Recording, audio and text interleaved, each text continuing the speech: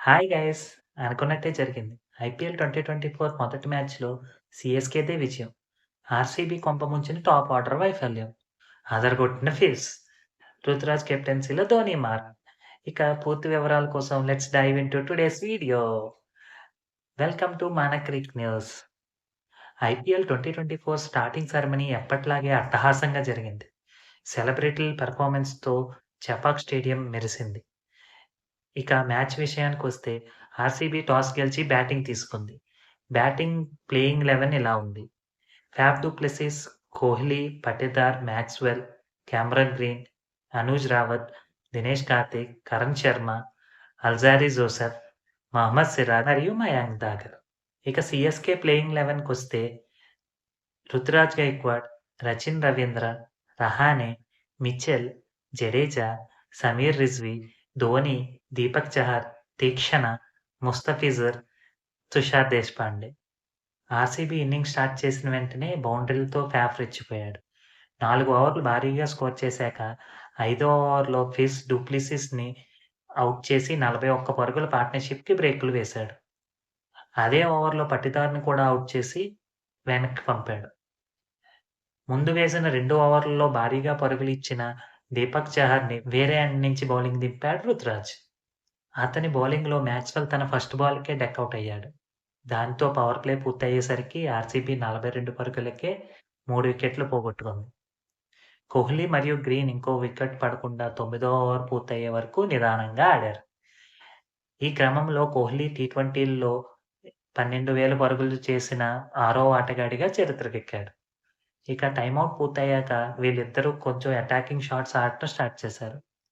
12వ ఓవర్‌లో ముస్తఫిజుర్ వేసిన బాల్‌కి సిక్స్ కొట్టాలని చూసి రహానె చేసిన ఎక్సలెంట్ ఫీల్డింగ్‌కి కోహ్లీ 21 పరుగుల దగ్గర ఔట్ అయ్యాడు. అదే ఓవర్‌లో గ్రీన్ కూడా బౌల్డ్ అవడంతో 78 పరుగులకే 5 వికెట్లు కోల్పోయి ఆర్సీబీ పీకల్లోతు కష్టాల్లో కూరుకుపోయింది. ఇక అక్కడి నుంచి అనుజ్ రావత్ మరియు దినేష్ కార్తీక్ నిలకడగా అడపాదడపా బౌండరీలు కొడుతూ స్కోర్‌ను పెంచుకుంటూ వెళ్లారు. రెండో స్ట్రాటజిక్ టైమౌట్ సమయానికి ఆర్సీబీ 16 ఓవర్లలో 116 పరుగులు చేసింది. ఇక 18వ ఓవర్ నుంచి ఇద్దరూ కూడా చెలరేగిపోయారు. ముఖ్యంగా తుషార్ దేశపాండే వేసిన 18వ ఓవర్‌లో 25 పరుగులు సాధించారు.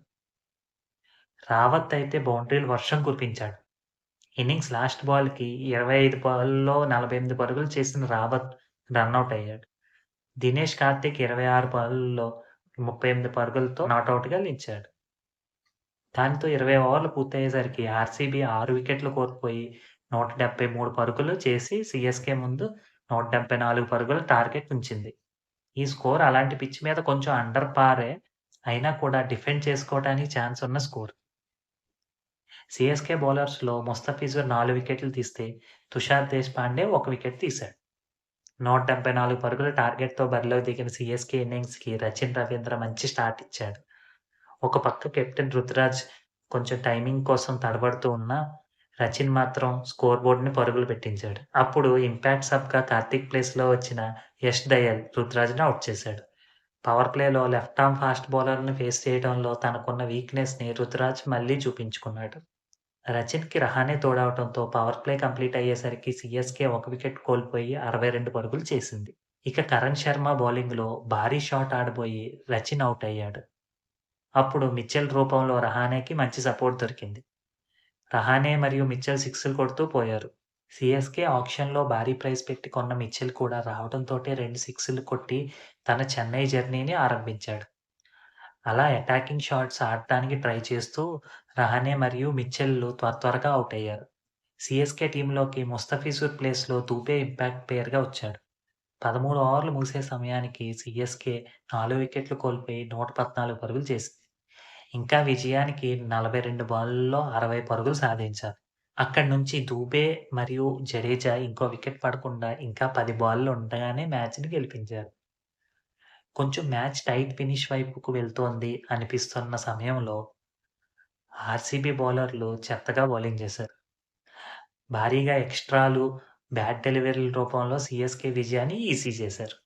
సీఎస్‌కేకి ఆర్సీబీ మీద చెపాక్ స్టేడియంలో ఇది 8దో విజయం. ఓవరాల్‌గా 21వ.